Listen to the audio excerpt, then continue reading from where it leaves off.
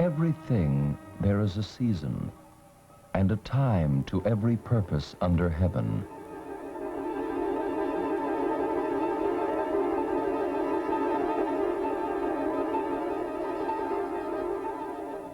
Time, which began when?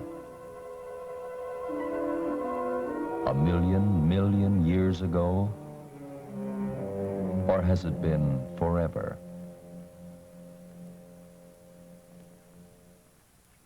Time, the measure of duration, ticking inexorably on and on into infinity. 1001, 1002, 1003. 1,000 minutes and hours.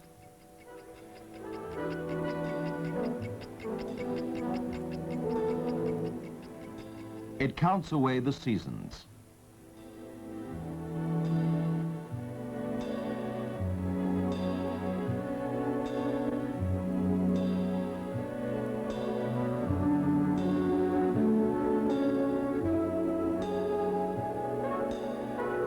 Measuring the days. Measuring the nights. It measures life itself.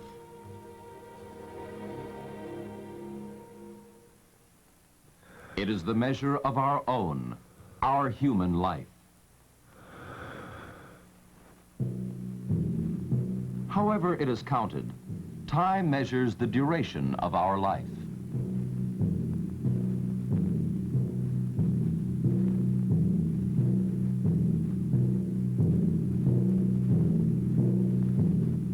There is a time that begins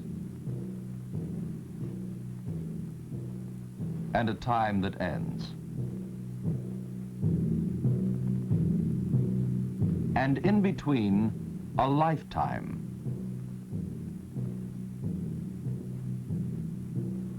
The time of our lives.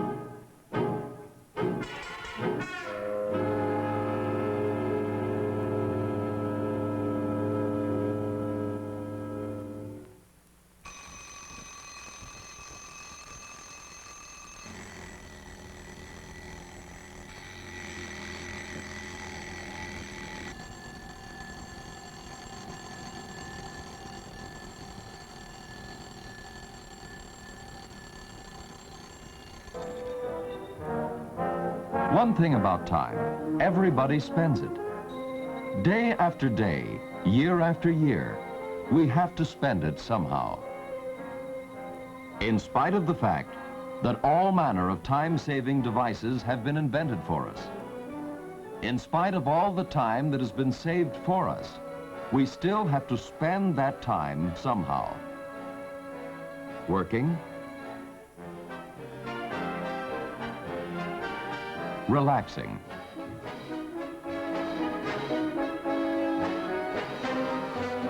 in spite of the fact that we have learned to compress time with electronic data processing machines, with electronic computers, with more and more automation. As complex as we build our automated systems, there's a complex that is even more intricate. And that is man himself. Scientists despair of even duplicating the human brain, let alone the rest of the wonderful interacting systems. This is man's own, his personal timepiece that determines the duration of his life. How well do we take care of it?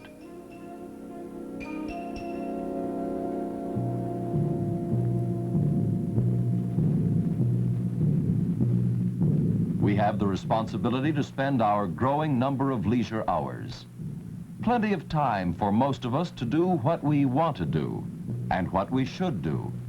But what do a lot of us do with it? Ladies and gentlemen, boys and girls, be seated. We sit. Is this the posture of progress? We spend most of our spare time sitting.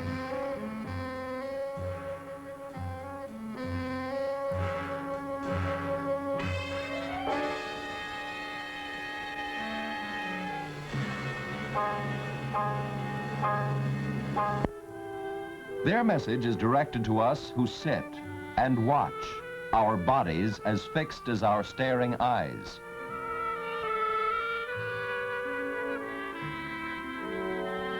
And yet our bodies are meant to move. They are flexible, graceful, built for action.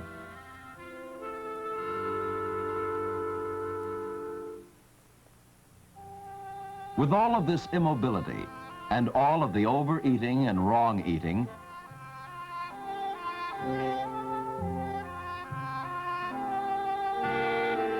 it's no wonder that a lot of us feel a bit draggy much of the time.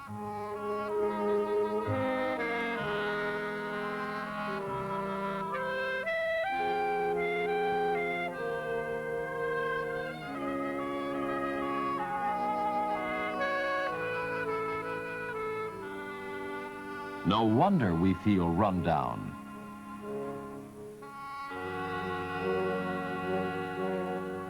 What time is it? Time to do something about our health. For when we do, we're going to live longer, and we're going to enjoy every minute of that living, much more than when we're run down. We can keep in better running condition simply by better, regular, everyday care. We can do it at times like this, for instance. When someone cares about what we eat, we usually get enough of the right kind of food. All the proteins and vitamins and minerals we need, and enough, but not too many calories. But when we're left to our own devices,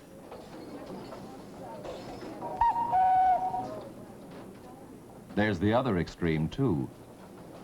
This girl may not make it through the day.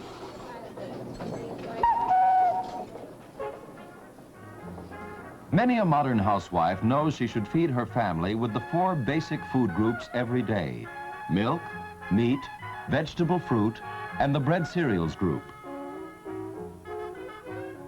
And when she goes shopping, that's what she buys. She buys enough milk so that she and her husband can have at least 2 glasses a day, and the children can have 4 glasses a day.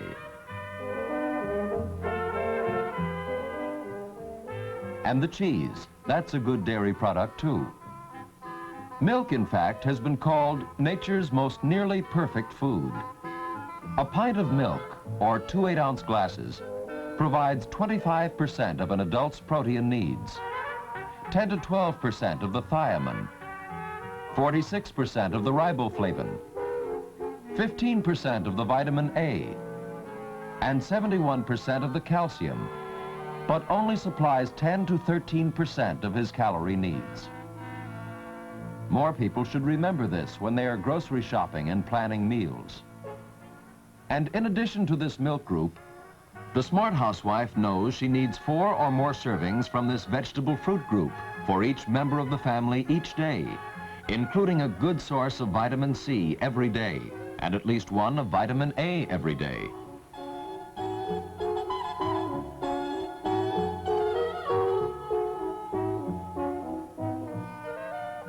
Then there are 2 servings a day from the meat group, which includes eggs, fish, and poultry, as well as red meats.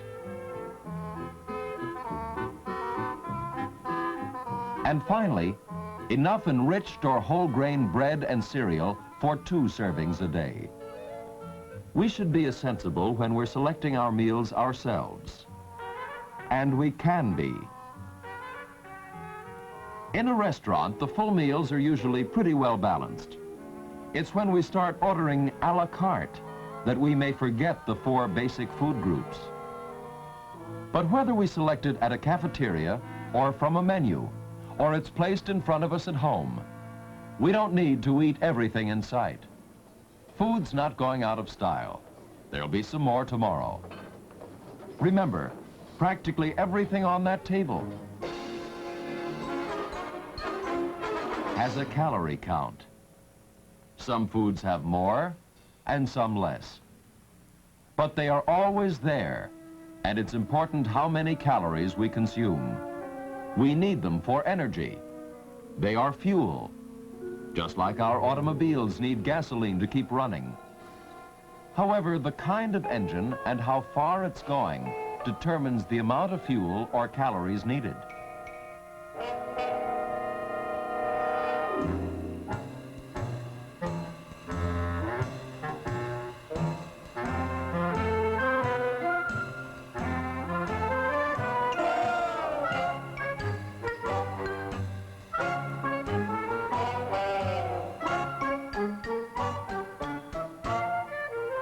Imagine trying to haul all that excess around. Could be just too much of a load.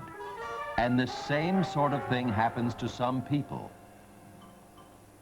Something's going to happen to all those calories. It will take a lot of activity for the body to burn them all. Otherwise, it will store them away as excess fat. So why don't we just take on what we need in the first place? All engines, human and otherwise, need energy all right. But it's not the whole answer to fitness. Without enough care and activity, the parts just won't function.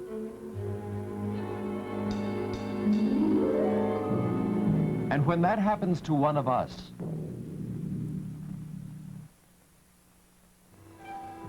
of course, it's not always that serious. But most of us are well aware we cannot do some of the things we used to be able to do with ease.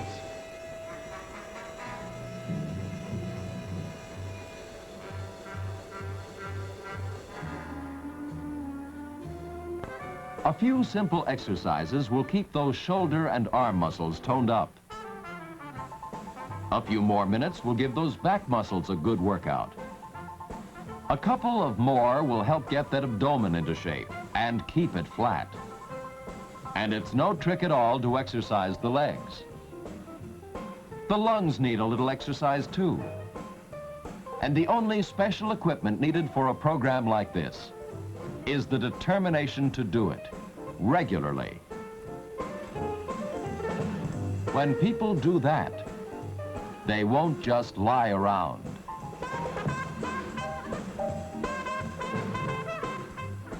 When they go on picnics, they just won't sit at the table and eat.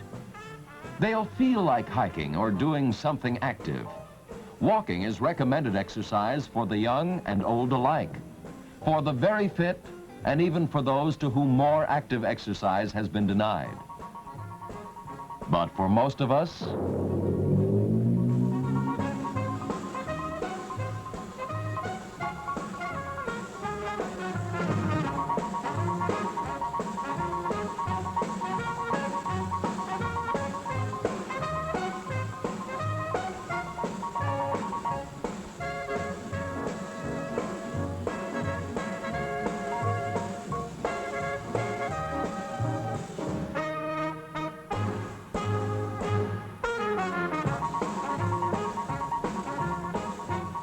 and you have to be fit to do this. However, any dancing is good exercise. But there must be a time for an end of activity, too. Maybe we could dance all night, but the human body must have rest. How many hours of sleep does a person need?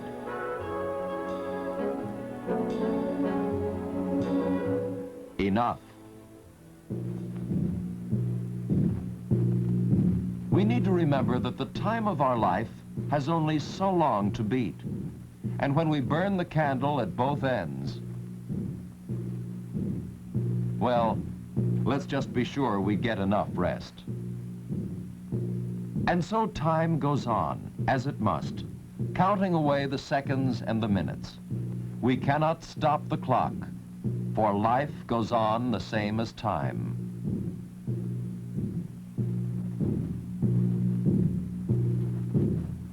As much as we'd sometimes like to, there's one thing we cannot do. We cannot turn back the clock. We cannot turn our bodies in for more youthful models. Systems within the system, systems within the systems, all interacting, interdependent, all live and mortal. And no one knows for sure exactly how the fitness or unfitness of one system affects the performance of another, or the performance of the whole. We know the heart must labor more to pump lifeblood through the added mile of blood vessels that grow with each added pound of fat. We know that good nutrition helps keep all the vital organs and body tissues healthier. What time is it then? For many of us, it is time to start looking after ourselves. How can we tell? Well, try running in place a few moments, and then check the pulse.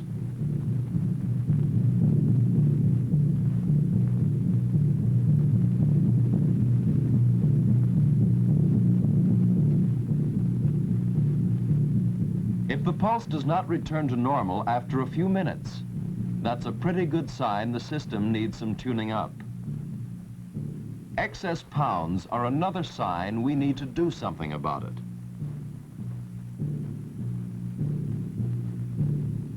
We should consult our physician regularly also and get a thorough checkup. In fact, after 40, we should see him at least once a year.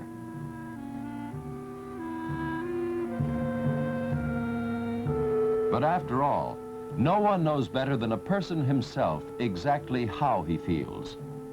Even the doctor must ask that, and there are no instruments to measure it. While we're looking, take a look at the rest of the family. Perhaps they need their attention called to the shape they're in.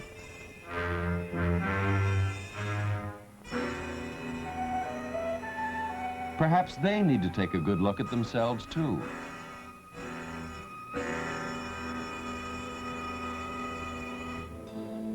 Perhaps we should look at the calendar every day and be sure that every day we have given ourselves the nutrition, exercise, and rest that we need.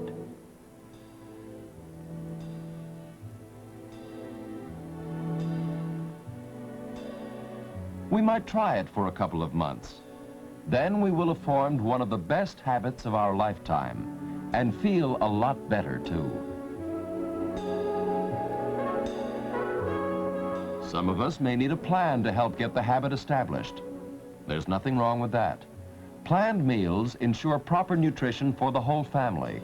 All right now, first thing this morning, let's try touching our toes. 1, 2, 3, and 1, 2, 3. And scheduled exercise can be a big help to some people. And included in these plans can be some regular weekend activities, which will give us food and exercise for our brains, because they need exercising too in order to keep fit. And when our minds are not fit, well, mental and emotional disturbances are sometimes closely associated with physical disturbances. One way to help prevent this kind of real or imagined illness is to keep our spirits healthy too, nurturing and exercising them as we should our bodies and minds.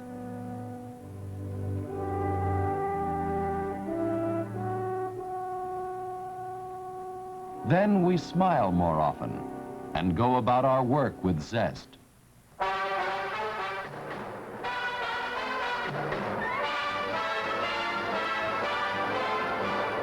Touchdown every morning, 10 times, not just now and then.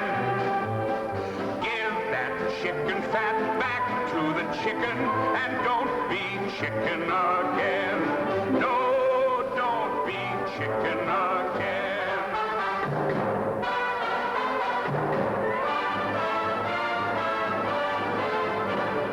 Push up every morning, 10 times push up, starting low. Once more on the rise, nuts to the flabby guys. Go, you chicken fat, go away.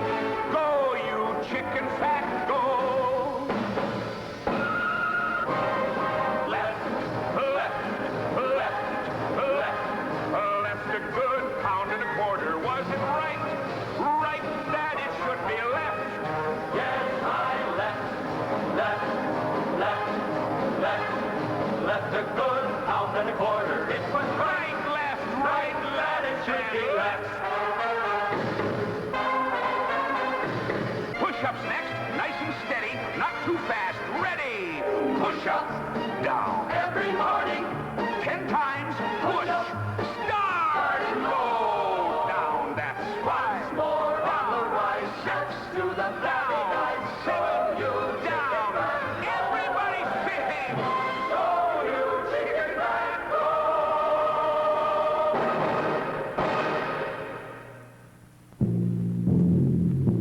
How many people right now are wishing they felt better? How many will go through life not knowing that they might feel better? How many have failed to get some wanted recognition simply because their systems were not tuned up? What time is it? Listen. It is time now to decide. To decide about the time of our lives. To decide to have the time of our lives by keeping as fit as we possibly can.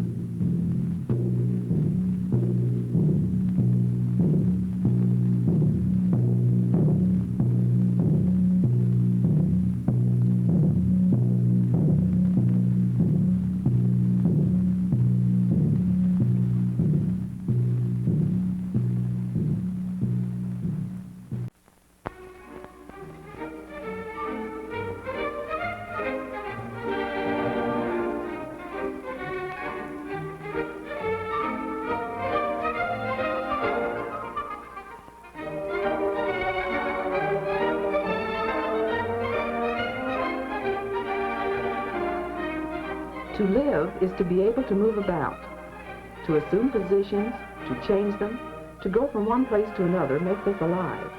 Yet we aren't just born with a set of motions and actions. They have to be learned. In the process of growing up, you learn to lift your head. You learn to crawl. You learn to stand, walk, run, and perform all kinds of actions.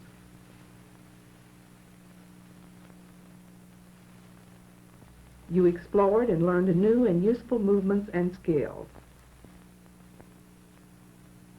You applied these skills to play. Some of these movements you practiced and practiced. Sometimes you were aware of the practicing, and sometimes you were not. The more you practice and repeat a movement or position, the more set it becomes, and the easier it is for you to do it. You can count on doing this same action in the same way over and over, for you have developed a habit that belongs to you. Take your handwriting, for instance. You have practiced writing in the same way for so long that it would take much thought and effort to change. This is true with any skill you've learned, and is particularly so with posture and body mechanics skills. Perhaps through long years of practice and repetition, you have developed bad habits, such as these. It is possible that the way you stand, sit, walk, and perform numerous daily activities is the result of long years of practice and repetition. Unless someone calls it to your attention, you may be unaware that you have developed poor habits. Whichever they are, good or bad, changing these posture habits will require lots of thought, practice, and effort. In fact, even if the new positions are an improvement, they won't feel good until you get used to them. And those old habits are as comfortable as an old pair of blue jeans. No wonder it is so hard to break a habit. Of course, it can be done if you think the end result is worth the effort and you have the willpower to do it.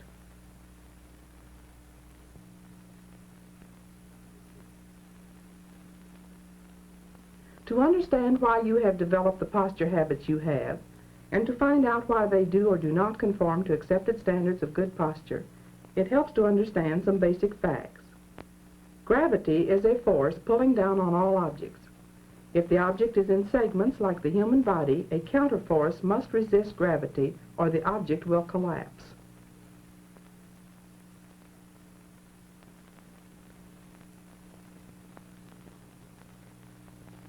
In the human body, muscles supply this counterforce.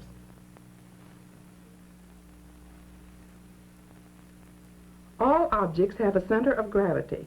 It is the weight center of the object, that is, the point about which the weight is evenly distributed in all directions. In a solid object, this imaginary point remains fixed. In a segmented object, each segment has a center of gravity as well as the total object. The center of gravity of the whole object shifts as the segments shift.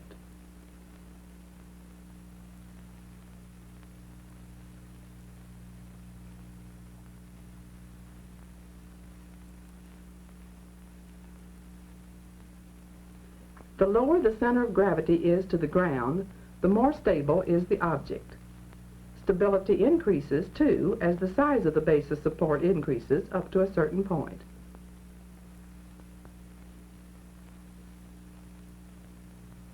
To maintain balance, the center of gravity of the whole must be over the base of support. In other words, the perpendicular line of gravity passing through the center of gravity must fall somewhere within the base of support, or the object topples.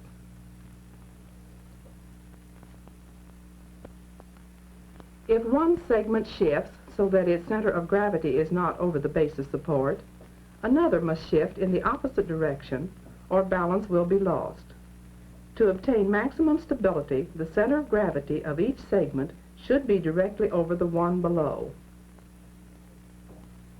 When you stand erect, your center of gravity is located in the pelvis, and the base of support is the 2 feet and the space between.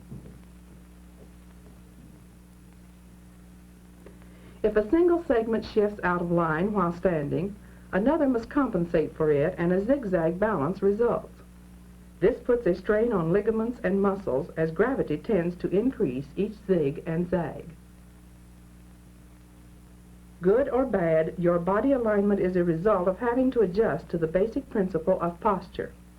Whatever you do, your center of gravity must be over your base of support, or you will lose your balance. If the alignment is poor, the affected muscles adjust by stretching or shortening, and your various postures become fixed poor habits instead of good ones. Unfortunately, too, you can't have a zig without a zag.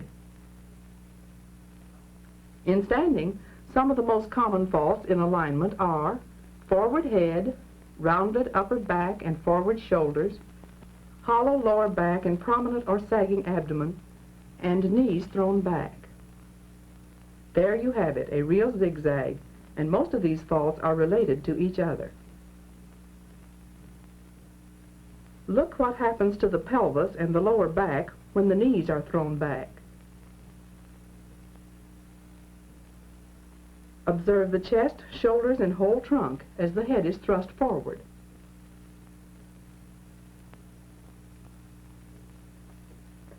Most of these difficulties could be remedied if you remember to keep the head balanced over the upper trunk, the trunk balanced over the pelvis, and the pelvis balanced over the legs. Try to feel as if you have an elastic cord running through the top of your head right down through the tip of your spine, and that elastic cord is being stretched in both directions. The effort to transmit the weight of each body part straight down to the one below should be carried right down to the legs and feet. The foot is so constructed that the weight should be transmitted straight through the legs to the supporting bones on the outer edge of the foot.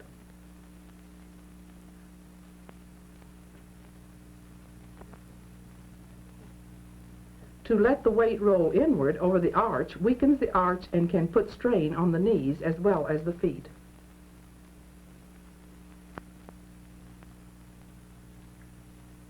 Good or bad alignment is not something with which you are born. Rather, it is the result of habits you have developed as you grew up.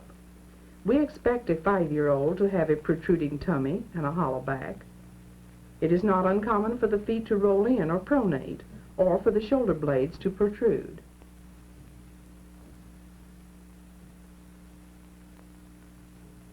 In this child, these faults are somewhat exaggerated. As the child grows, his activities should strengthen the muscles to hold the body in a correct position.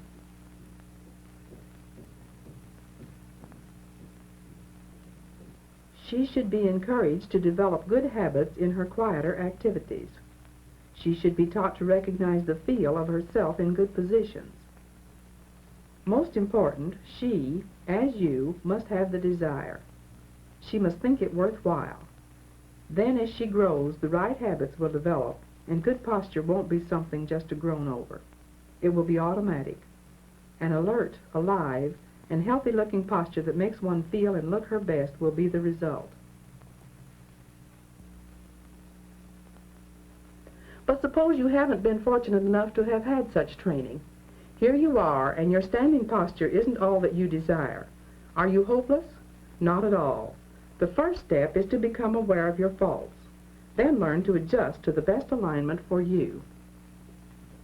Not everyone can fit into the same groove, since everyone doesn't have the same build. Good posture should be the best alignment of body parts that your build permits. It should allow for optimum organic functioning and the most efficient use of the limbs for movement.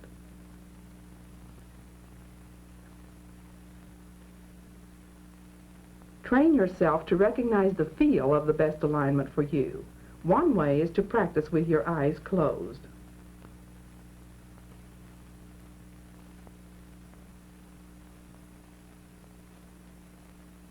Try to make that feel part of you in more situations each day until eventually it becomes a habit.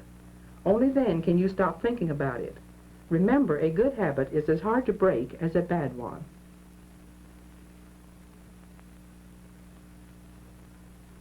Sometimes it is helpful to do exercises that will stretch or strengthen the muscles responsible for helping to maintain the correct position.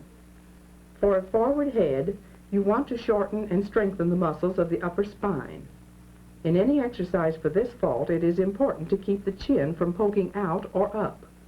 In this exercise, pulling on the towel gives resistance for the muscles to work against. For a rounded upper back and protruding shoulder blades, you must concentrate on strengthening the muscles that straighten the spine and pull the shoulder blades together.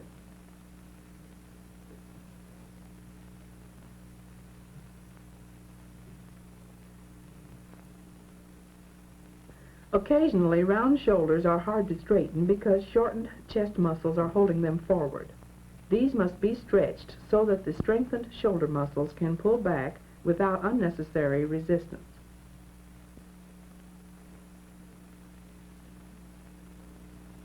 A firm, flat abdominal wall requires strong abdominal muscles.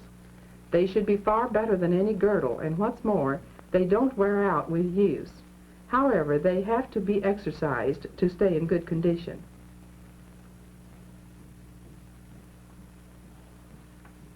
That hollow back will be helped by stronger abdominals and contraction of the buttock muscles.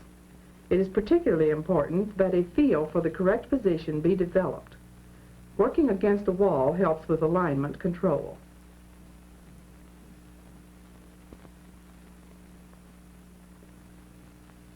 As is true with most postural faults, the best exercise for weak feet is the correct use of them at all times. To a large extent, the muscles controlling the position of the feet in weight-bearing are located in the leg. Thus, most exercises will involve those muscles. Those exercises that cause the toes to curl under or the feet to turn in are helpful. None of these exercises will help too much unless you develop new muscular habits in all activities all day, every day. Your body is actually exercising all the time, and poor use of it during these many hours will far outweigh the good effects from a few minutes of any formal exercise.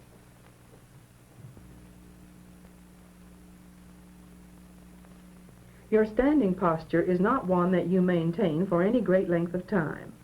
Its real importance is only as it reflects moving postures. The minute several body joints begin moving at once, numerous combinations of movements are possible. In motion, as in standing, we develop set patterns or habits of movement.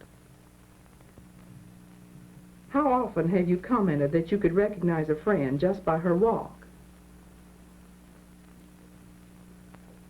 Walking serves the same purpose for all, but the variations used to accomplish that purpose may be something to behold. Some allow themselves to be led by the nose as the trunk tries to beat the legs in getting there first. All the while, the poor back muscles must hold up the trunk against the force of gravity. Others forget to tell their feet in which direction they are going, and indecision occurs between the feet. When the toes point out, the inner edge of the arch has to bear the weight instead of the outer border of the foot. Spring is lost, and the ligaments and joints of the foot and knee are strained. Toeing in also limits spring, and thus more steps and effort are required to cover the same distance.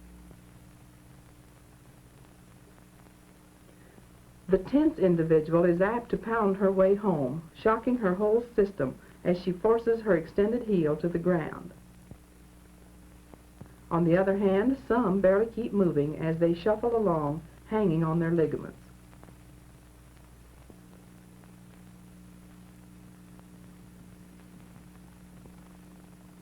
Walking involves more than just the feet and legs. The balanced alignment achieved in standing is the start. From here, the action should be initiated from the hip joint with an easy swing forward of the thigh. With the foot pointed straight ahead, the weight should be transferred from the heel to the outside border of the foot and on to the ball of the foot.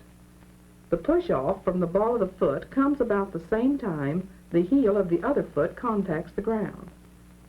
Apply that push in the direction you want to go, diagonally, forward, upward. To be sure you go that way, line up your trunk with the pushing leg. Your force will be transmitted through the center of gravity of the body and little of it wasted. Throughout, maintain the feeling of being balanced and extended. Stretch tall and remember that stretched elastic. Remember, too, that each body part is linked to another. If any one part gets out of line, clumsy and inefficient walking will result.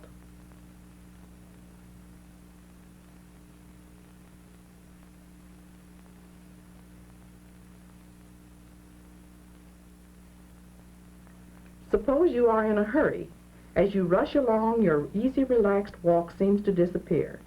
The more you force and tense your muscles in an effort to cover ground, the shorter your steps are apt to become, and although you are exhausted from walking faster, you won't get there much sooner. Lengthening your stride by bending the supporting knee lets you use the same amount of force applied in a more horizontal direction. The arm action will have to be increased, too, to compensate for the extra hip swing.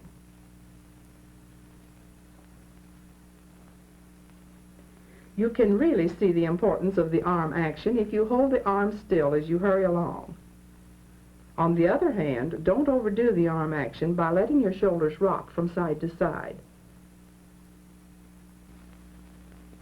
As you well know, walking in high heels is far different from walking with bare feet or low-heeled shoes. The small base of support and the slanting foot make balance more difficult, and the foot is apt to wobble. In an attempt to steady herself, the wearer tenses the muscles of the legs, throws back her knees, thus causing the whole body alignment to zigzag. The adjustment for the slanting foot should come from the ankles. Keep the trunk, pelvis, and legs in easy alignment and sway back a little from the ankles. As you walk, you will have to shorten your stride so your high heel doesn't strike the ground too soon and too forcefully. The smaller step will help eliminate some of the wobble, because the weight can be transferred to the ball of the foot sooner and doesn't have to balance on the tiny heel so long.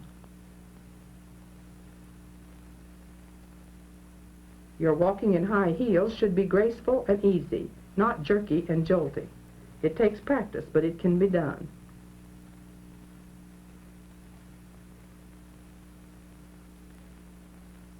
Economy of effort and safety are the two factors to consider in walking up and down stairs. Placing the whole foot on the stairs gives as large a base of support as possible. Keeping the trunk and head in line with the supporting leg assures balance and doesn't put you in danger of going head over halo down the stairs. By straightening the hip and knee, the large leg muscles will push you up the stairs as far as you need. It is extra wasted motion to push up on the ball of the foot. To give the appearance of gliding up or down the stairs, slightly bend the knee of the supporting leg as it receives your weight.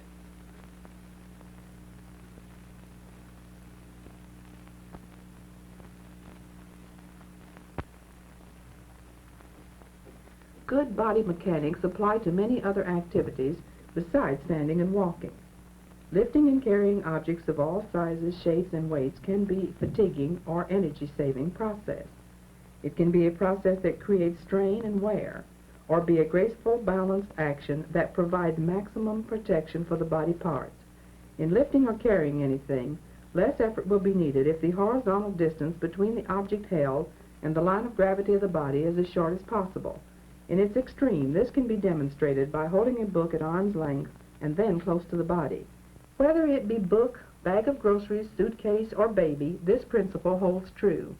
If the article is irregularly shaped, hold its greatest concentration of weight close to you. A baby held against the shoulder takes less effort to hold than one held on the arm. An oblong box is better held widthwise or up. Too frequently, the adjustment for the added weight occurs in the region of the hips, setting up a strained zigzag relationship. The heavy object becomes, in effect, part of your weight, and balanced alignment can best be held in the rest of the body by swaying from the ankles instead of the hips. This applies when the adjustment has to be made forward, backward, or sideward. For the sake of balance, also, a wider base of support is advantageous, particularly when the object is heavy. We've all been told to stoop when picking up an object or putting it down. Aside from appearance's sake, which should not be minimized, stooping has other advantages. It permits the strong hip and leg muscles to lift the body and object rather than depending on the hip muscles and weaker, stretched back muscles. It also provides a margin of safety and increases balance through a lowering of the center of gravity and the widening of the base of support. The act of stooping in itself is not enough to assure that the lifted object will be close to the line of gravity of the body. Turn the knees sideward and incline the trunk slightly forward. As you lift the weight, shift it to your carrying position before standing. Now all your force efforts can be used to raise you to a standing position, and the force needed to hold the extra weight is at a minimum.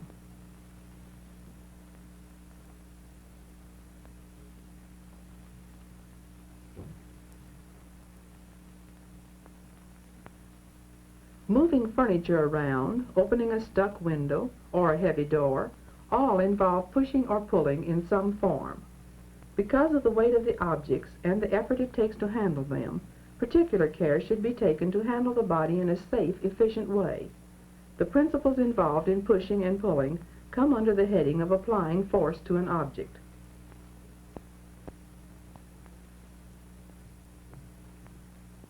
To achieve maximum force and stability, the base of support should be widened in the direction of the desired force and the trunk kept in line with the pushing leg. This position enables the force of the back and strong leg muscles to assist the arms. If the trunk is allowed to bend out of line, the force of the back and legs is lost. The bending of the knees gives added leg drive to the available force also.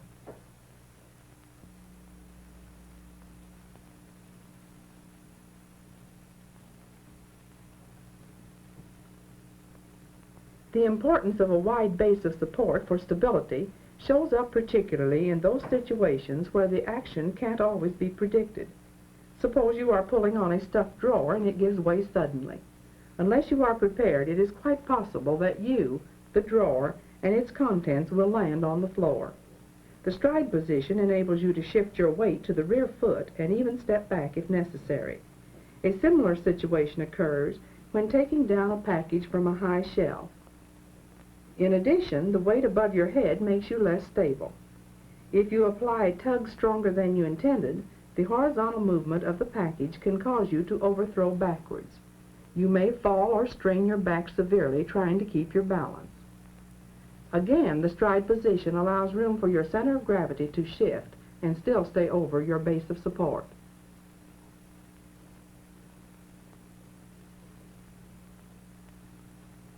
The direction in which the force is applied also determines the resultant action. Any force not applied in the desired direction of movement will be wasted. Force applied on a diagonal consists of horizontal and vertical force components. If the desired action is horizontal, any vertical force is useless. In fact, a downward directed vertical force will hinder by adding to the friction of the object with the ground. In pushing a table, chair, or any other article of heavy furniture, get down and make the direction of your force horizontal. If the desired action is vertical, try to eliminate any horizontal component of force. In opening a stuck window, direct the maximum force achieved by the bent knees up instead of out by turning the knees sideward. You should now be able to decide if you would pull a sled or wagon with a long or short rope. Obviously, the long rope permits more of your force to accomplish your purpose, that is, moving in a horizontal path.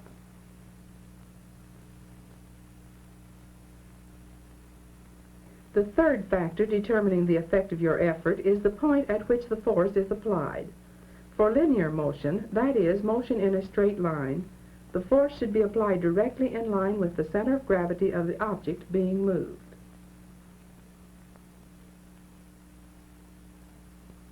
When the object is heavy, push slightly below the center of gravity to take care of the extra resistance due to friction with the floor. Force applied at a point not in line with the center of gravity will result in rotatory motion, and the farther that point is from the center of gravity, the more rotation occurs. Sometimes this can be a help. The height of a trunk makes it awkward to push opposite the center of gravity. Pulling it with a rope is better, but friction adds to the force needed.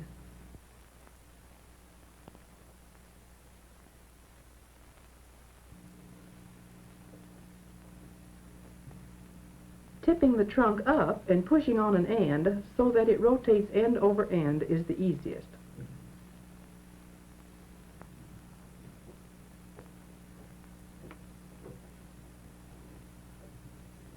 When only rotatory action is permitted, as with a door, less force is needed if it is applied farthest from the hinged edge.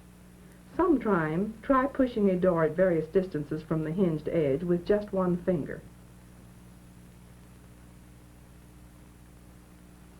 In the many work activities of every day, these principles should be used over and over. Widen your base of support in the direction of the desired force. Strong muscles perform a task more efficiently than small ones. Keep the trunk in line and use the strong leg and hip muscles. Apply the force in the direction of the desired action. For linear motion, apply the force opposite the center of gravity, and for rotatory motion, as far from the axis of motion as possible.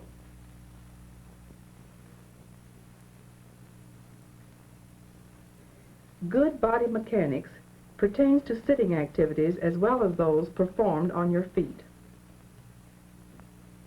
The act of being seated is a matter of maintaining balance. It becomes a jolting experience if no adjustment is made, and the center of gravity of the body moves backward beyond the base of support of the feet before the hips and thighs come in contact with the chair seat.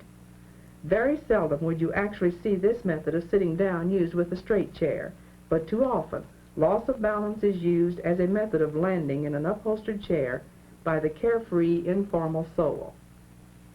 The more cautious individual, on the other hand, may feel for the chair with her hips. She keeps her balance by leaning forward to compensate for the rearward extension. This may be a safe way of sitting down, but certainly not the most graceful in social situations. By adjusting the base of support, the hips can be kept under the trunk and balance maintained. Place one foot under the chair, and your center of gravity will stay over the base of support. Then you can sit down in a graceful, controlled manner. If the chair should have a rung in front, try putting the rear foot on the side of the chair instead of under it.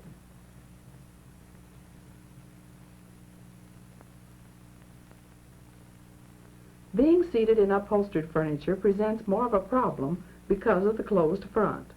Apparently, the best solution for keeping the center of gravity over the base of support without having to lead with the hips is to turn slightly sideward with the feet in a stride position.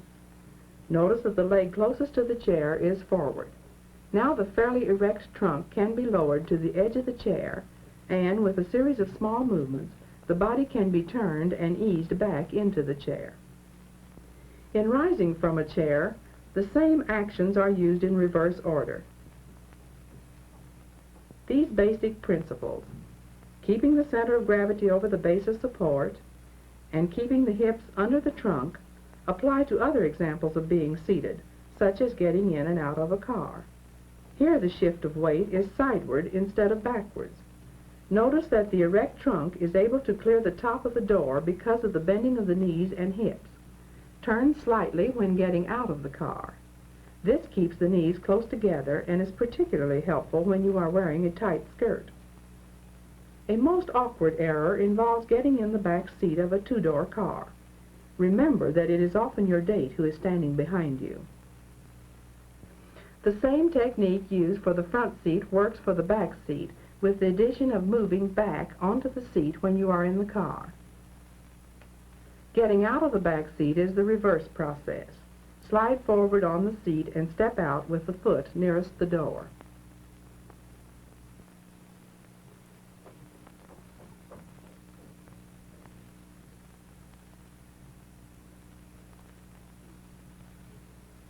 Sitting should be a restful position. If you are doing some type of work while sitting, your energy should be applied mainly to your work and not to the maintenance of the sitting position. Muscular tension should be kept to a minimum, and your position should provide for maximum support from the chair, both its seat and back. Sit well back in the chair.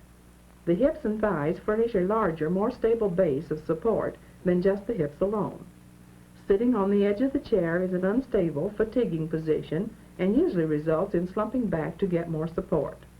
This leads to a forward head, sunken chest, and cramped abdominal organs. The back becomes strained and fatigued, and the knees tend to fall outward. Even in correct sitting, the knees tend to separate. With effort, you can hold them primly together or more easily cross your legs at the knee or ankle. Make sure, though, that your weight remains evenly distributed.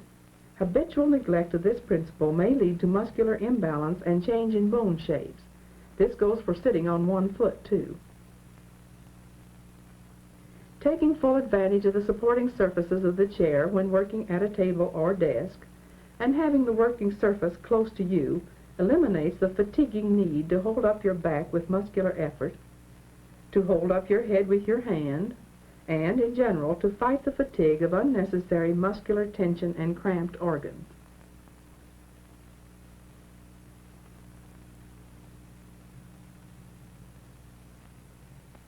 The height of a straight chair is correct when the thighs are barely touching the front edge of the seat when the feet are flat on the floor. Any chair seat should be slightly higher in front than back. The desk height should permit the forearms to rest on the top without causing the shoulders to hunch. When sitting in lounge chairs, the basic principle to remember is that the body should receive maximum support by conforming to the contour of the chair. A person should not recline more than the chair reclines, and thus leave a gap of unsupported back. The legs have to work, too, to keep the body from sliding forward more. These factors produce fatigue rather than rest.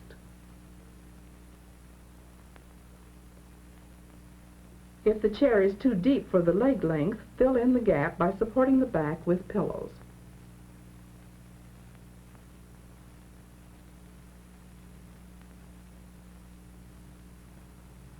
Pillows should be used, too, when reclining on a sofa to give support to the head and shoulders. Sitting or reclining, it is more restful to elevate your feet. Be sure that whatever position you use while sitting or reclining in lounge furniture permits your whole body to be in contact with the supporting surface. Then you will really have a position of ease and rest. The use of good body mechanics provides its own reward. No one will question that appearance is improved. Your clothes look better. You develop grace and poise. You create an impression of alertness and confidence. Obviously, these are valuable attributes in all situations. In addition, you have seen that when you perform many body mechanics activities correctly, they take less effort and create less strain.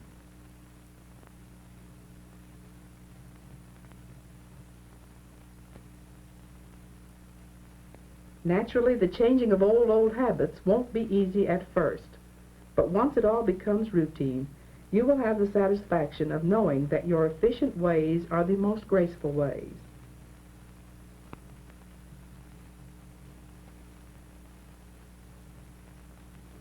You can look forward to being a more attractive-looking you.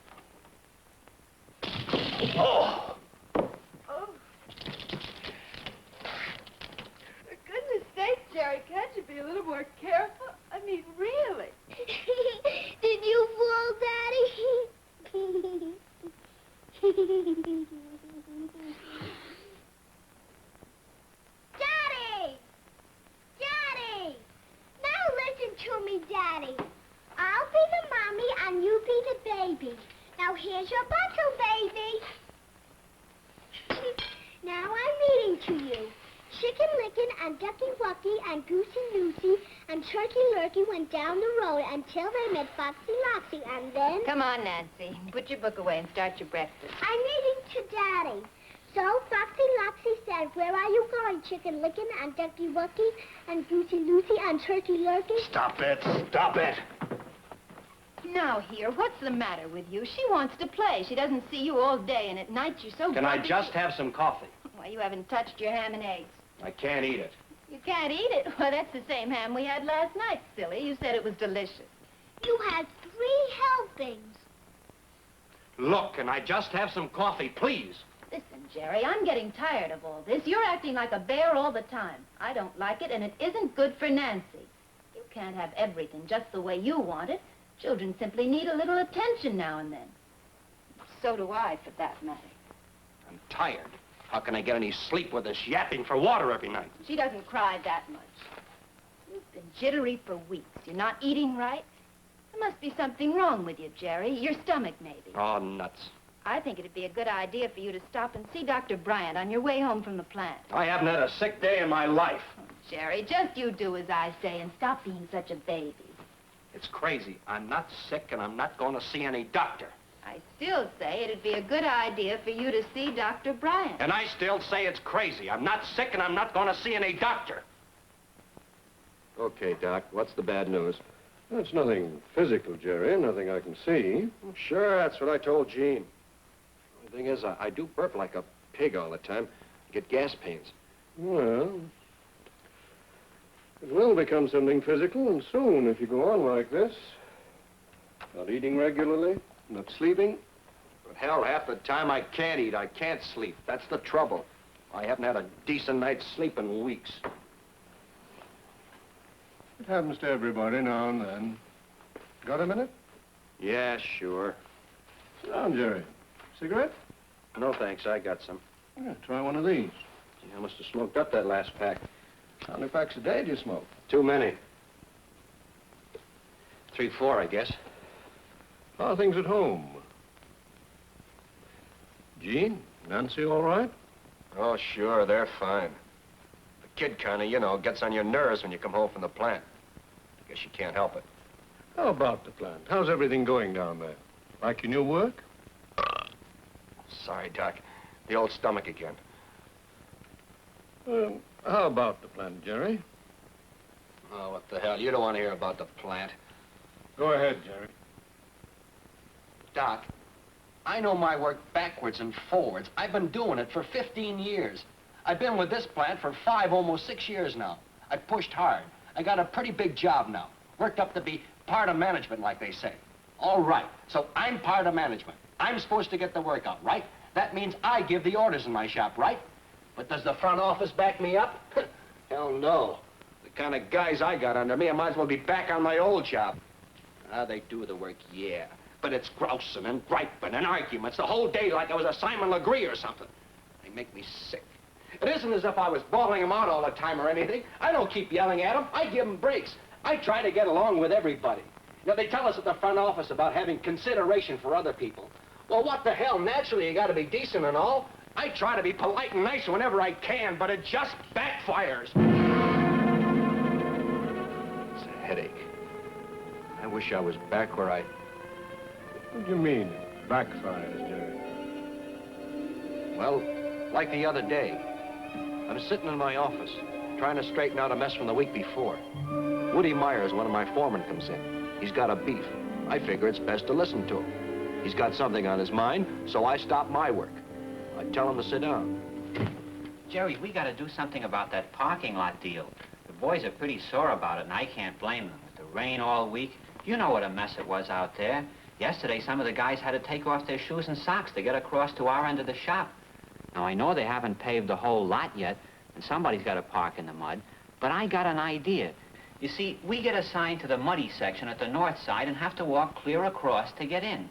Now, the accounting guys park in the sheds near us and have to go through the building and all the way around to the office. Now, I was thinking, if you could say a word up front about just switching the two, the accounting guys don't have to go in the mud. They go right in their place, and we go right into the machine shop. It's simple. All we do is switch. Well, what do you want to do about it, Woody? You got any ideas? Have I got any ideas?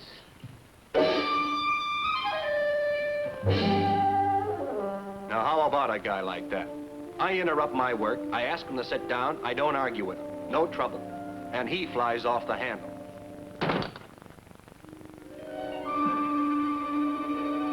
Take last Wednesday. A couple of jobs came in, a little different from the regular stuff. I thought, all right, give the men a little responsibility once in a while.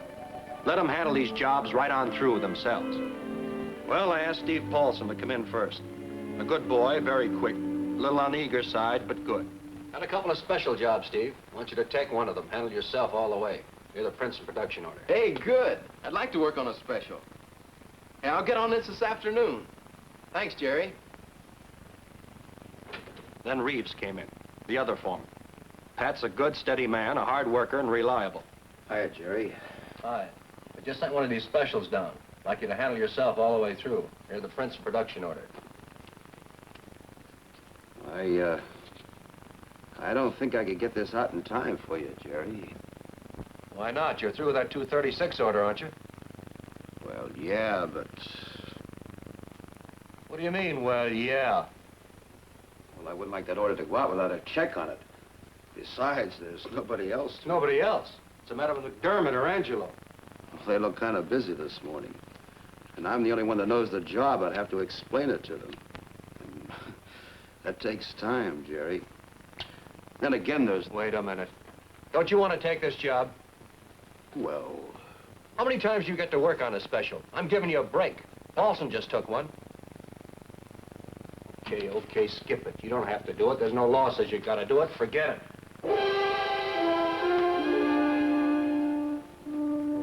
Now, what do you call that? You give two guys the same identical break. One eats it up, and the other won't touch it with a 10-foot pole. Now, listen to this one. This is a beaut. I'm going over the weekly production reports Friday afternoon. I can't seem to make any sense out of them. Then I finally see that the numbers on the right-hand side are all loused up. They're from the week before. It's already 3:15, and it takes a whole day to type them over again. Naturally, I'd catch hell for the delay. It was Mildred. She always does a neat, clean job. What she had to goof off for this time, I'll never know. I was sore at her, and I'll admit it. You're supposed to handle things like that privately. You know, in the office instead of raising hell out on the floor. So I asked her to come into my office so I can bawl her out alone in a nice way. And before I can even open my mouth, what do you think happens? The waterworks. Well, I like Mildred. She's a good kid. So I asked her, what's eating you? What's the matter with you? And all she does is give a little yip and run to the ladies' room. So, of course, I'm a heel. And it isn't just my people. It's the front office, too.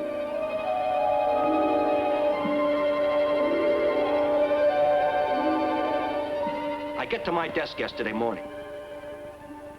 Right on top of everything, there's a nice big rush memo. What is it? A new batch of drawings for a job we spent 2 hours lining up the night before.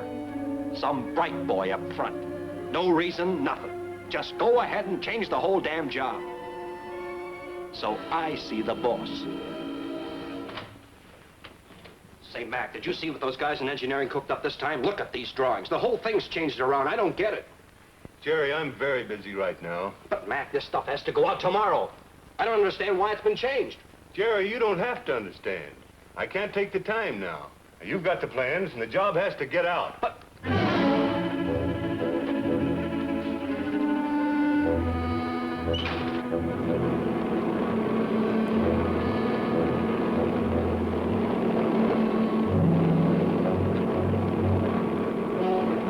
You don't have to understand. You don't have to understand.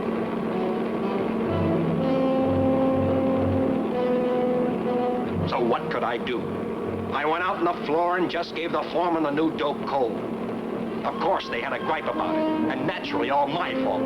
Why didn't I go to bat? What the hell was I doing about it? So I told them to just go ahead and get the damn thing out. That's what you get paid for.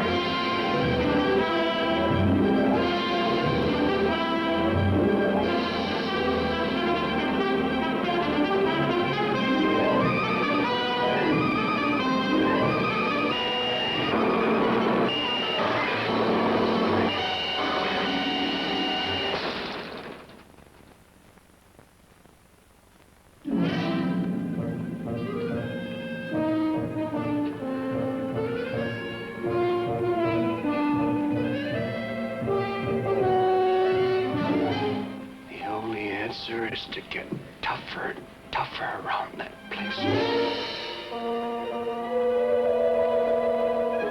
Treat them the same way they treat me. Well, maybe not, Jerry. Look, this isn't a medical problem strictly, but maybe I can help. Oh, the hell with it, Doc. I didn't mean to drag you in all this. I guess I'm pretty jumpy about the plant. I just kind of let off steam. Let's forget it. Feel like a jerk blowing up like that. No, Jerry. You're trying to do a job down at your place, and it's on your mind.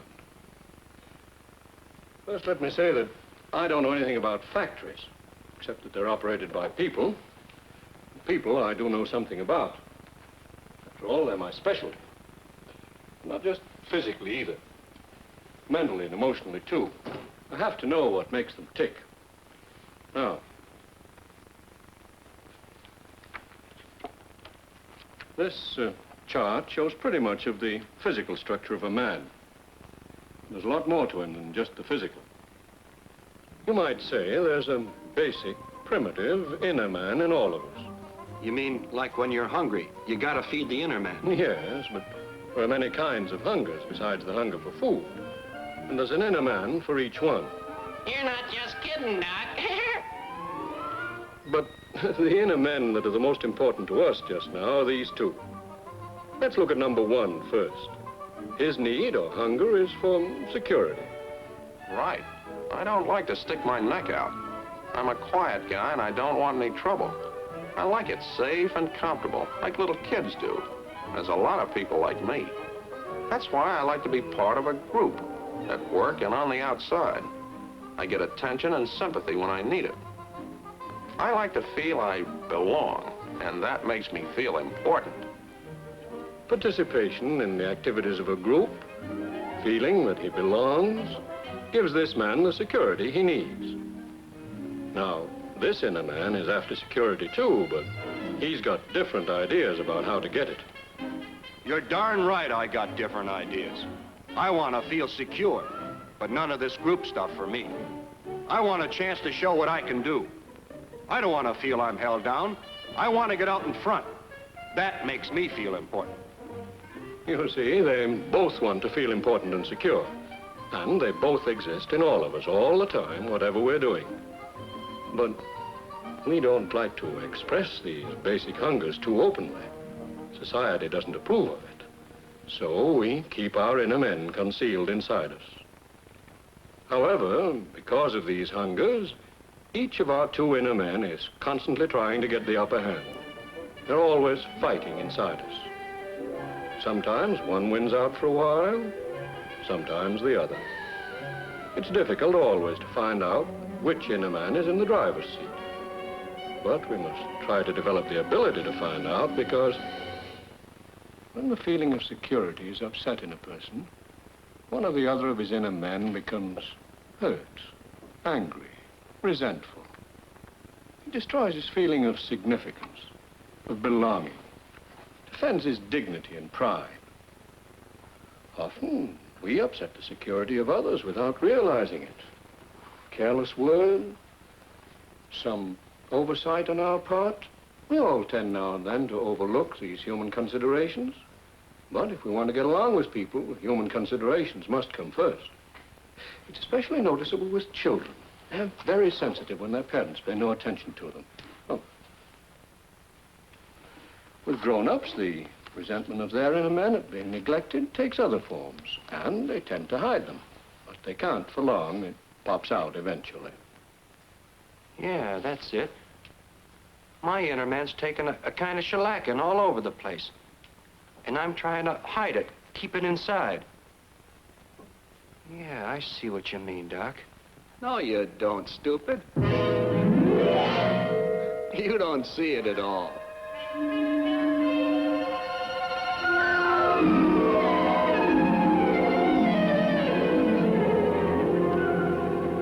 Huh? What did you say, Jerry? Huh? Oh, nothing. I just thought Jerry, I'd like you to go home and get some rest. I didn't quite finish all I wanted to say. This sort of thing takes time. Yeah. Suppose you drop in someday next week, and tonight, go home, relax, take it easy. Don't let anything bother you, just relax.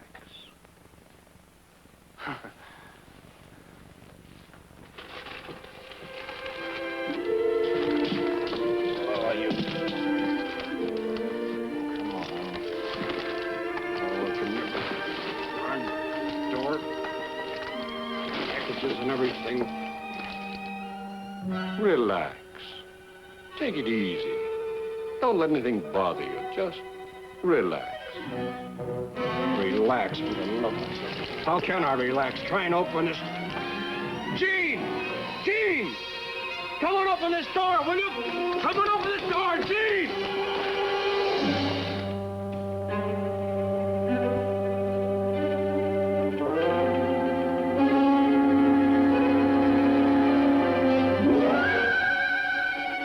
Take it easy, Buster. Take it easy.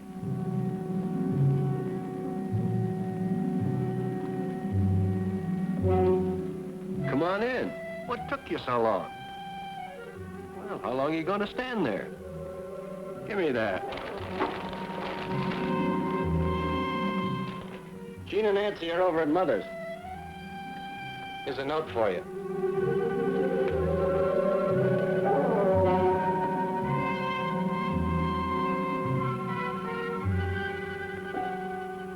Hey, come on. We're at Mother's. Back around 11, have sandwiches and beer in the refrigerator. Let's get moving. Hey, look. Would you mind telling me what this is all about? I'm a little slow in the mental department. You're telling me. Slow is hardly the word, Jughead. That's why I'm here tonight. What do you mean? Come on in here and bring that.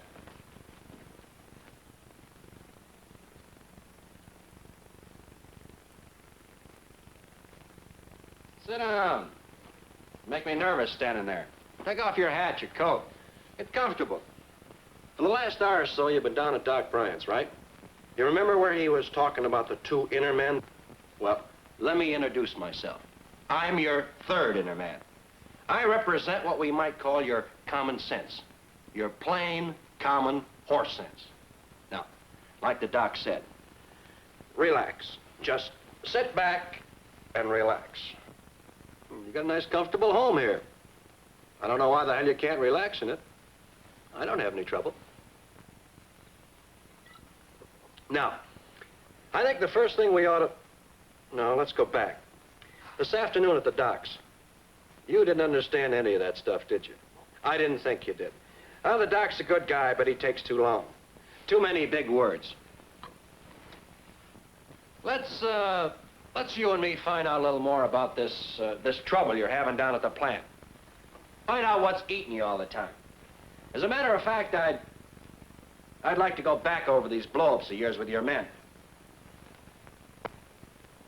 Take a look at what actually happened, and not what you think happened. Let's run through that last one again, where they changed the drawings on you. All right, what do? You barge into the boss's office. Say, Mac, did you see what those guys in engineering cooked up this time? Look at these drawings. The whole thing's changed around. I don't get it. Jerry, I'm very busy right now. You want to know what's cooking, what gives, what he's got to say about it. I don't understand. And what happens? Jerry, you don't have to understand. I can't take the time now. You've got the plans, and the job has to get out. But you get the brush. That's right. My inner man gets a kick in the teeth. Forget about him for a minute. He's been sounding off all afternoon. What about the inner man down the line? If you hadn't been taken up with your own inner man, you'd have known they'd feel the same way you did about the changes. But what you do about it?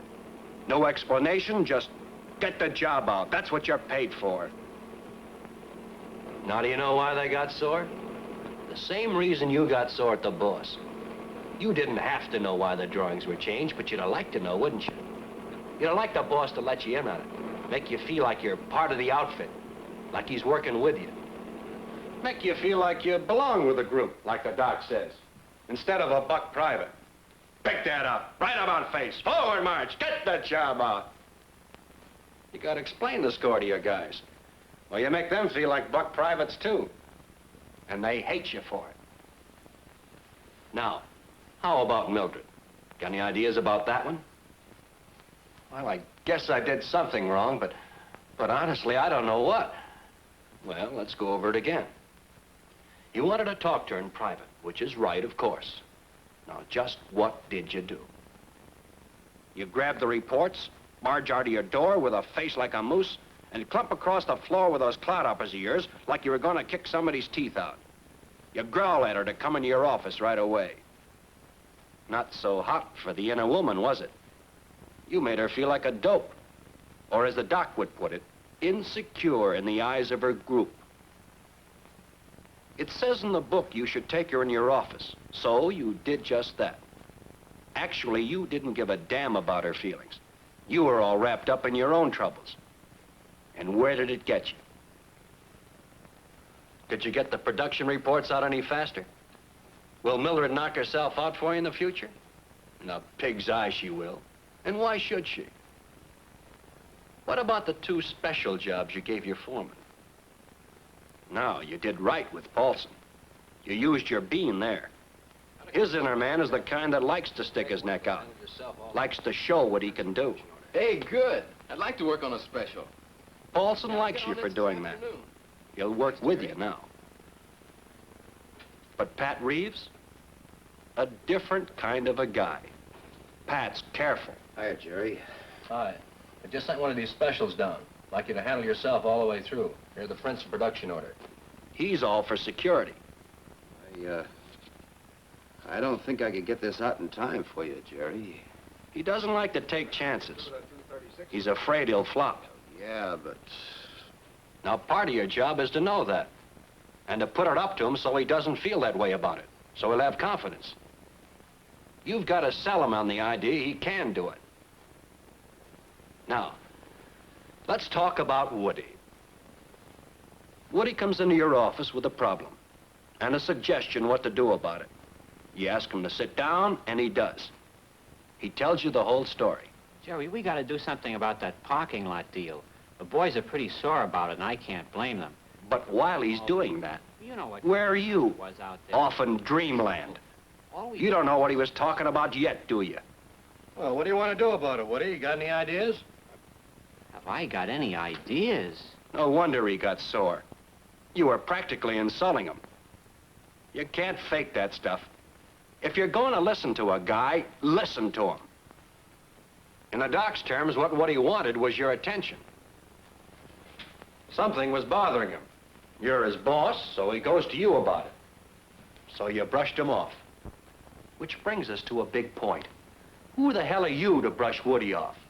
What are you, a big shot or something? Do you think you're a better man than Woody or any of these people? Well, no, You act like it.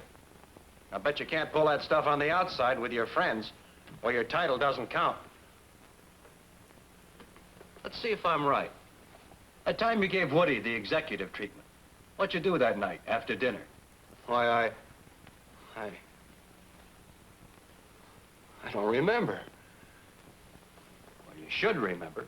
You lost $9 playing poker right here in this house. You were sitting right in that chair.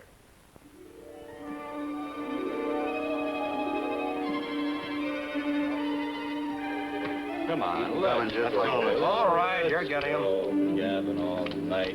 Who dealt this mess of garbage? You, pushface? Stop the chatter. Can you open? I need a can opener to open this pot. How about you, Jack? Open for 3. 3. How about you? 3. Skip me. I'm in. Let's up it again. 3 and 3 more. And 3 more to you. Hey, let a guy get in on this, will you? How many's that now? Quit whining and just toss in your dough. That's 6 more. Okay. How many, Jack? 1 card. 1. How many do you? I'm honest. I'll take 3. 3. And I'm taking 3. 1, 2, 3. And I'm out. See, I've been thinking about a new convertible. You think Gene's old man could do anything for me on a trade-in? Sure, I'll speak to him first thing in the morning. I'll give you a good break. It reminds me, Ed, how you coming on the garage? Kind of slow. You know, I only get to it on weekends. Come on, Ed. Deal 'em up. Well, how about my giving you a hand on Sunday? Hey, that'll be swell. Come out to lunch. Later, we'll take some beer and we'll go to work. Okay. Hey, wait a minute. I got 6 cards. Miss Deal, Miss Oh, Deal. no! Look at that hand! Oh, brother, a flush! Ed, don't do that to me. I got a weak heart. Sorry it had to be you, big boy. Yeah, I'll bet. Hold on a second, fellas. Go ahead, lucky boy. Best hand he's had all night. Yeah. I'll take 3. Hi, Bob. Say, do you suppose you could sort of knock it off a little bit? It's after 11. I got to get some sleep. I get up early. Oh, sure. I didn't know it was that late. I'm sorry. That's okay. How many do you... We'll break it up. Who knows, the guy I'm could not be too far behind you. Okay, guys, let's pipe down. One more hand. Gene will make some coffee and we'll call it a night. One more hand. I got to have a chance to recoup. I've been losing my pants. I got a good winning streak going here. Why do we have to quit now? Yeah. That's about another half hour, Jerry. Say till about 11:15. Yeah, Okay? Sure, Jerry. Hey, look, guys, look. The fellow lives right next door. It sounds like a clam bake in here. You got a recoup bill, but this guy's got to sleep. Tell you what. Will you call it square if I get Gene to throw in one of her chocolate layer cakes with the coffee? Good I was enough. saving it for my birthday, but what the hell. And Bill, I'll give you cream with your coffee. You talk to me. Sounds okay to me. Big deal for Bill, yeah. All right. You must know somebody, Bill. Got a half hour to get well here. What? Well, he said. All right.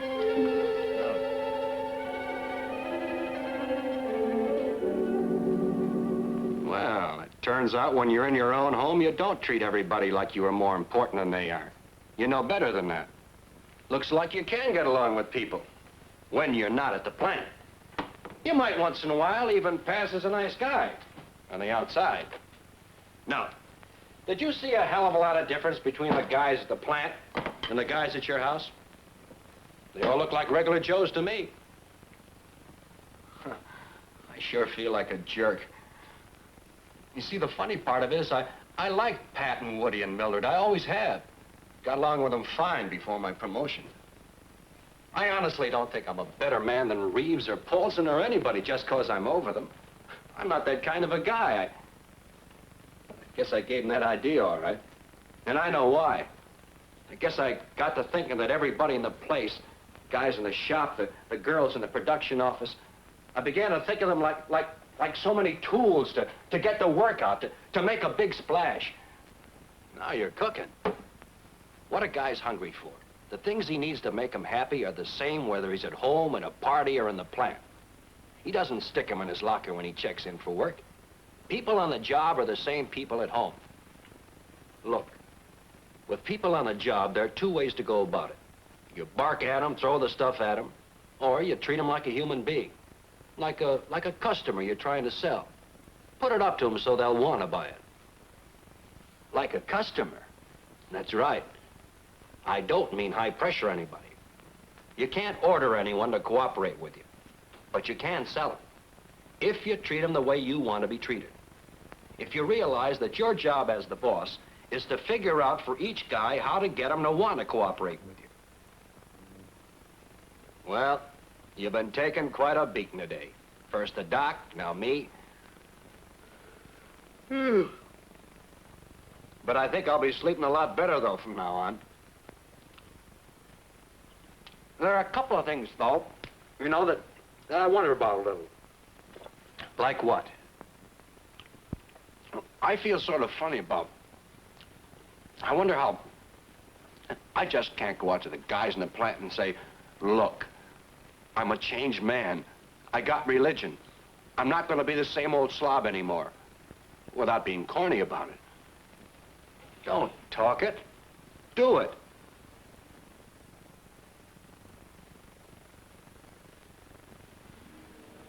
Okay. Now let's you and me get together. With your face and my brains, we might make a little headway. Relax. Take it easy. But it's going to take a little time, bub. Yeah. It's going to take a little time.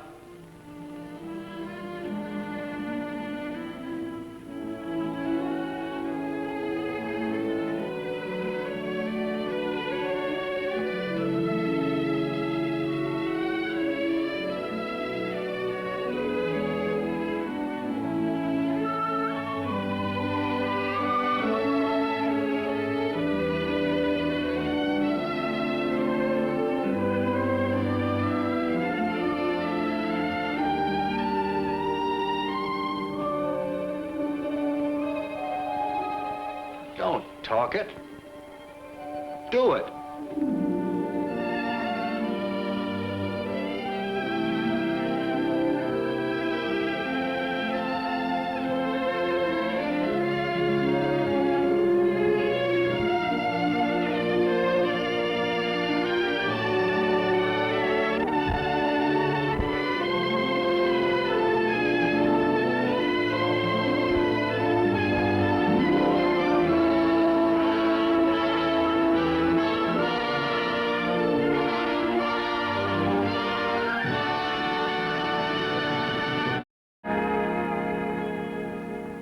Good morning. Glad you can be with us. Well, it looks like another nice day. Not too hot, not too cold. Nice morning to drive to work, which most of the folks out this side of town do. Certainly has built up out here in the last few years. Of course, it's the automobile made it possible. Driving, we're only 20 minutes from downtown, and 1/10 of a second from our eternal reward. Next few minutes, we're going to meet some of the people down there. None of them are at all unusual. No tycoons or movie stars or financiers. They're just ordinary, everyday people. In fact, one of them will likely be a lot like you. One thing they have in common is they all drive automobiles. They're good drivers, too. Oh, they may get a ticket now and then, but it'd just be for some minor violation. Nothing they'd consider really dangerous. These are like folks we know, and those that kill and get killed are just names in the newspaper. A little ways up the next street, we're going to meet the Sheridans. Peggy, Mrs. Sheridan, that is, used to be a lot of fun. But her husband, Ed, died last year and didn't leave her much but the two youngsters. Hasn't been too easy getting along. Peggy and the kids live in the left-hand front bungalow. Oh, and my car keys. Now, Kathy, lunch is in the refrigerator. You'll just have to eat it up. And that address. Take good care of Billy. You might let him play in that vacant lot. I guess it's too warm for my coat. I hope I've got enough gas. Now, don't forget Billy's nap right after lunch. I hate to have you miss school, Kathy, but we'll get a sitter as soon as Mother gets a job. Now, I'll be home by 5 o'clock, sure. Clean up the breakfast dishes. Goodbye, Billy. Be a good boy. Kathy. Yes, Mother? Is my petticoat showing? No. Goodbye. Goodbye, Mama. What's the matter, Kathy? Do you feel all right? You didn't kiss me goodbye. Darling, darling, darling. Mother didn't mean to. It's just... Well, this last year, you've had to help out so much. You've been more like a sister than my little girl. But we'll make up for it soon. You'll see. Everything will be wonderful. Goodbye, dear. Goodbye. Oh, my purse.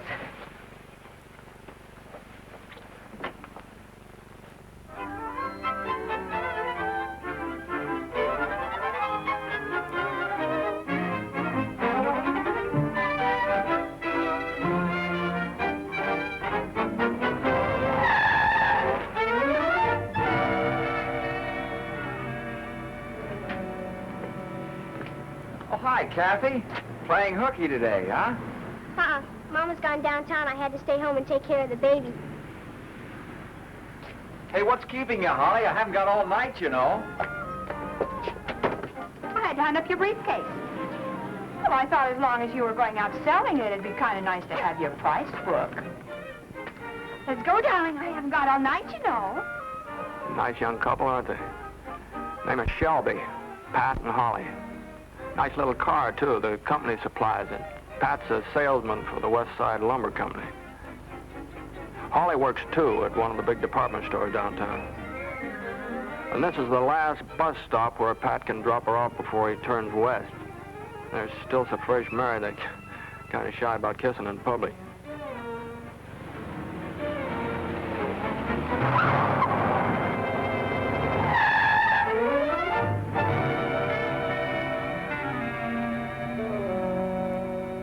Now the family will meet next, named McCall. Mr. McCall, Tom. He's worked up a neat little insurance business, which he hopes young Buddy will take over when he grows up. If he grows up. That's Bud's hot rod in the driveway, also known as a soup job or a hop-up. And despite the ramshackle appearance, it has been clocked at 110 miles per hour. Buddy! Buddy! Coming. If you think I'm going to make 3 separate breakfasts every morning, you're greatly mistaken. Now, Buddy, remember, you're to come right straight home from school today. Hang it, Buddy. Do you have to eat like a disposal? Mr. Krolik hasn't been here for 2 weeks, and the lawn looks like a hayfield. Oh, Christmas. I promised Bets I'd take her to the Belmar game. You heard your mother. If the lawn isn't cut, your allowance will be. Oh, Pa. You heard me? Oh, heck. Bye, Mom. Bye, dear. Bye, Pop. All I can say is that I hope it's one of those phases we hear about.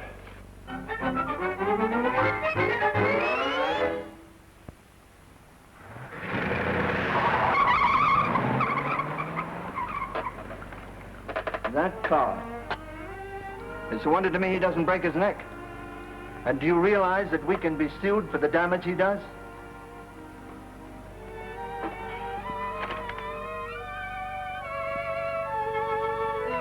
It's a little rougher going over in this part of town, but I guess rough going's kind of the rule for people like Joe Krolik. Joe's a gardener. though he'll take any work that's around. I might tell you that Joe and his wife Hedda have set their hearts on a great goal. All 4 of their kids, the 3 that's here and the 1 that's coming, they're going to start life with high school diplomas.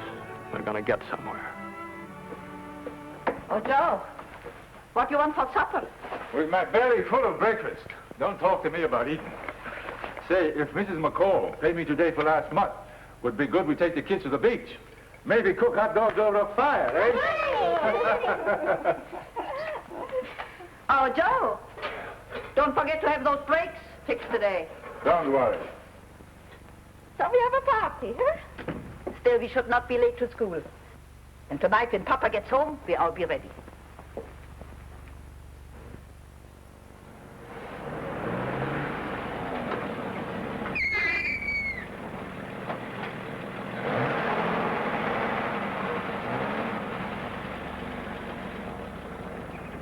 Morning, Joe.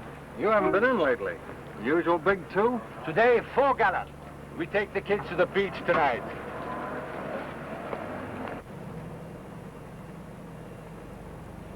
Oil's okay. Better take some wood out to the beach, Joe. I was out last Sunday and the driftwood is about used up. Okay. I'll check those tires. No need you should bother with the tires. You've got troubles enough with those brakes, Joe, without running around on a couple of soft tires. Let me get the hose.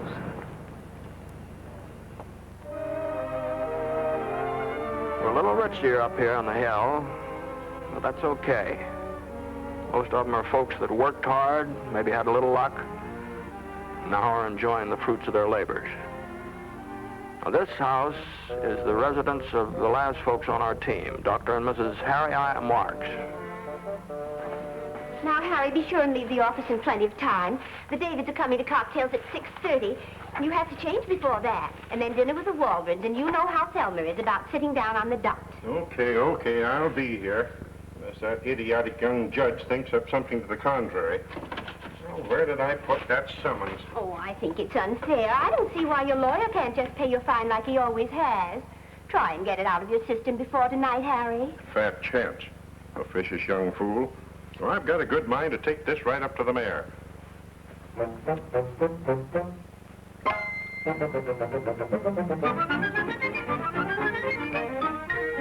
Well, our friends are all on their way. They're coming from their different sections of town into the main boulevard, and in a few minutes we'll find them all drawn together at the intersection of Beverly and Commonwealth.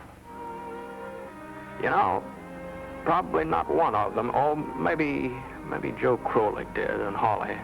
But I'll bet not one of the others ever stops to think that when you say goodbye to somebody, you may never see them again. Probably what made me think of that is, of these 5 folks now all around us, on their way to their daily affairs, only 4 will come home tonight. That's too bad, but that's the way it is. Yeah, there they are, all 5. All nice, ordinary folks, like I said. All good drivers, too, with nothing more than the ordinary human failing. Pat Shelby, for instance, a little bit slapdash and thoughtless. Sometimes forgets he's not all alone on the road.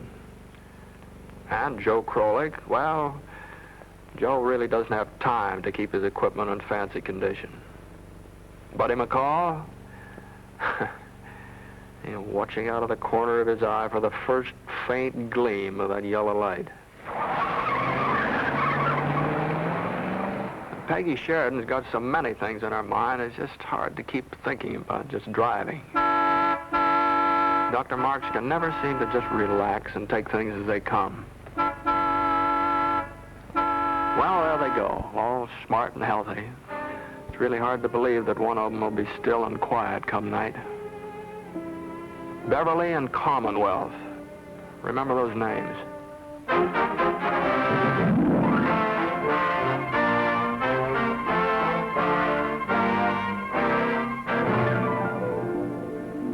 Mr. Brightman, I want you to promise me you won't be back here again.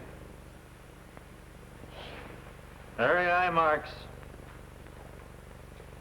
Excessive speed and following too close on preceding vehicles. Guilty or not guilty? Your Honor, if you will study that file, I believe that you'll agree that the arresting officer should be reprimanded. Sorry, Dr. Marks. I cannot listen to a statement until you plead. Guilty or not guilty? You can't high-pressure me into pleading guilty. Nobody is trying to, Dr. Marks, but you have no legal standing before this court until you plead. Oh, well, perhaps on some silly technicality, guilty. It's utterly absurd issuing tickets like this on some penny ante offense. Well, the city would be a lot better off if the police spent their time chasing criminals. Dangerous driving is criminal, Dr. Marks. A wheel can kill a man as quick as a gun. We have to have rules of the road for the same reason as in basketball and baseball. If each driver obeyed them, all other drivers would know what to expect. 45 miles per hour in a 25-mile zone. Following too closely, 2 prior violations. The fine will be $25. Well, that's utterly ridiculous. $25 for a trivial minor violation? My dear sir, and the rest of you here in this court, let's get one thing straight right now. This court recognizes no such thing as a minor violation. Lucky violations, yes, but not minor. The dividing line between a minor violation and a charge of manslaughter is usually 1/10 of a second and a lot of luck. All right. Where do I pay? On second thought, Dr. Marks, I think it best if you don't buy your way out of this. $25 won't make a lasting impression on you, and it certainly won't teach you proper driving habits. I therefore withdraw the fine and sentence you to 3 days in jail, or, if you so elect, to the remainder of the day at Belmar High School, there to attend all classes of the day in the driver education and training courses.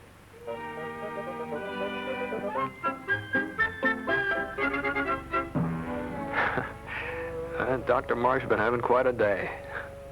Lately, he's been going through certain driver testing devices which check your tendency to the most common types of accidents. This particular gadget checks how fast you react to various highway emergencies. And the unhappy doctor is finally going to beat young Connie Morris or die trying. When the light flashes, you slap on your brakes. 0.6 of a second. Well, at 40 miles an hour, he'd roll 123 feet before he brought his car to a stop. That's quite a ways. Well, young Connie's licked him again. And no respect for age.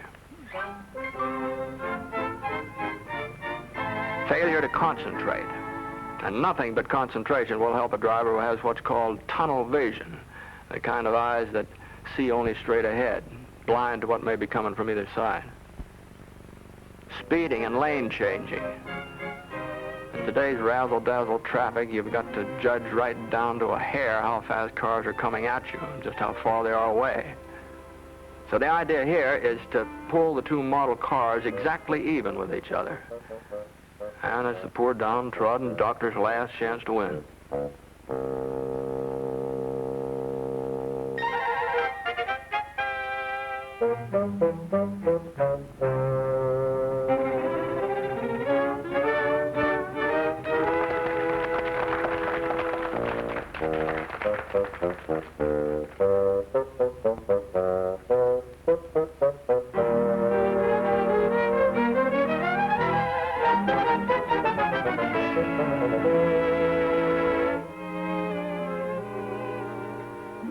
Well, the tide of traffic has turned, and another day is coming to a close.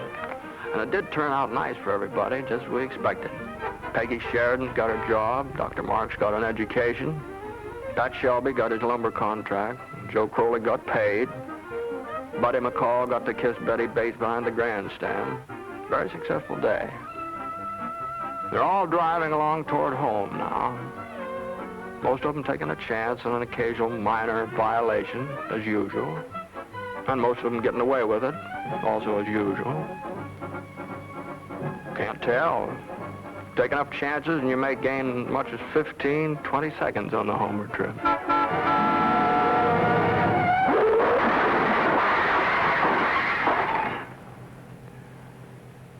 I'm sorry you have to see this. It won't be what you call pretty. There's one of our folks in there. I guess you knew that. Developments are expected, and the White House will issue a further statement later tonight. On the local scene, a fatal automobile crash a few minutes ago at the corner of Beverly and Commonwealth snuffed out the lives of at least one motorist and a truck driver, when the local vehicle outbound on the boulevard, claimed by witnesses to be driving in an erratic manner, burst into flames after colliding with a heavily loaded overland truck and trailer. The driver of the truck was instantly killed, but the fire has so far prevented identification of the local driver. At the state capitol today, the fate of the I can't imagine what's detaining Harry. He's usually so punctual when we have guests. Oh, come now, Sylvia. We heard it, too. But don't go jumping to conclusions. With probably 50,000 drivers coming home along the boulevard, the chances are 50,000 to 1. Oh, I know. Harry isn't one of the best drivers in the world, but he's certainly one of the luckiest. I remember just yesterday morning he was driving me to town. You know how Harry is, impatient at times, and he's sort of inclined to ride the bumper of the car ahead. But any wife is going to start imagining what would happen if he got impatient and unlucky at the same instant.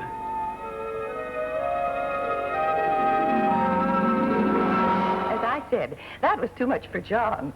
After all, he said to the officer, it was only a minor violation. You can't... Oh, I'm sorry. I thought I heard a car.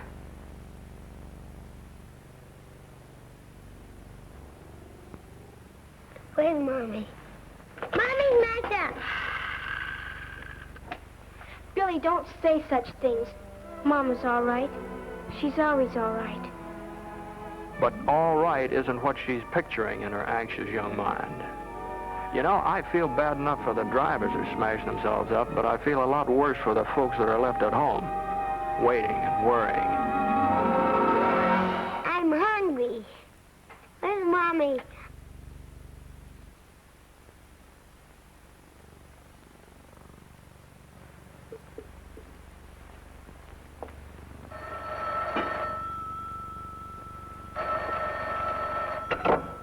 Hello? Oh, hello, Dad. Oh, it's just that Pat's not home yet. No, of course I'm not worried. Don't be silly. You know him and his lucky star. Nothing ever happens to Pat. No, nothing ever happens to Pat. That is, nothing ever has happened to Pat.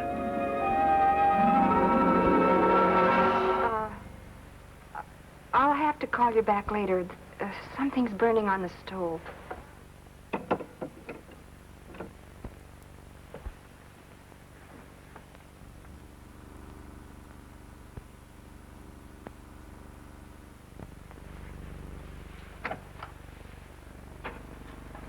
Oh, come away from the window. It's bad luck to watch. Go to the bedroom, take off your coats, so that Papa won't see you waiting.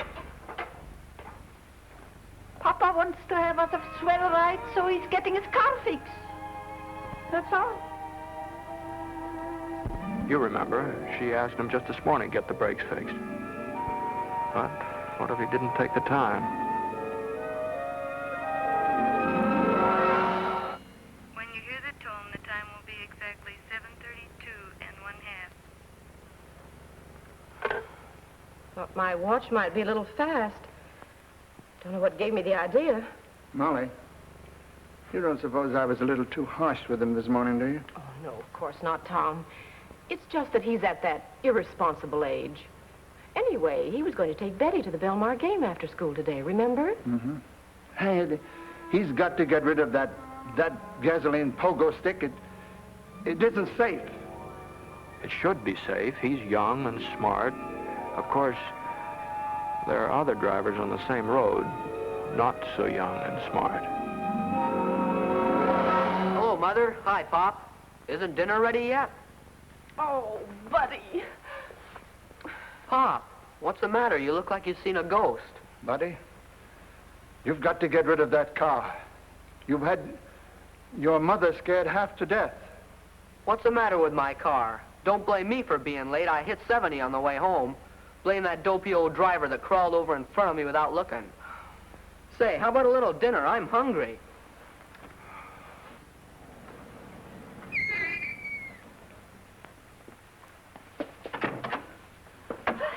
Ah,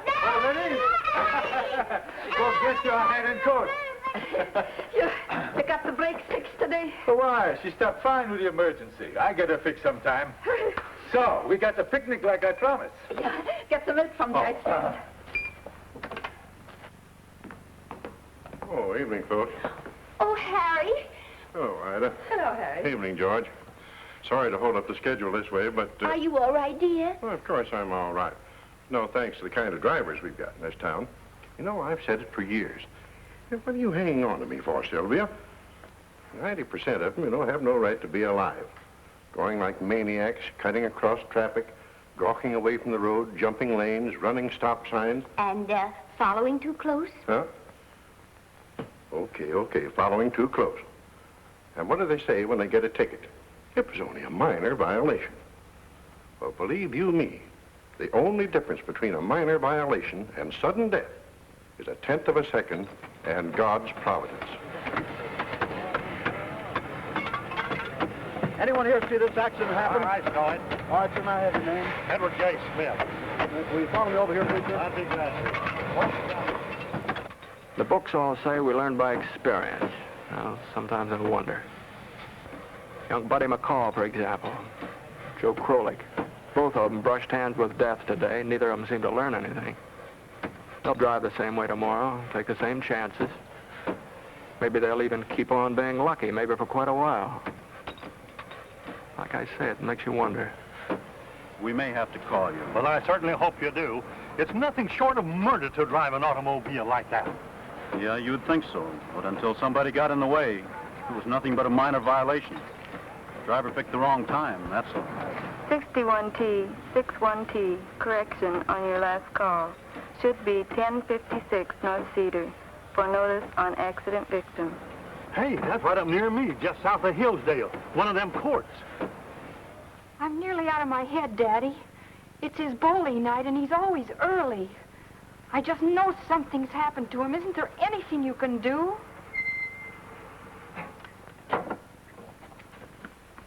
It stopped, this car. She's all right. Pat? Is that you, Pat? Mama! Oh, Mama! Well, which one of us is going to break the news this time? Well, I'll flip your coin. Heads. You're up.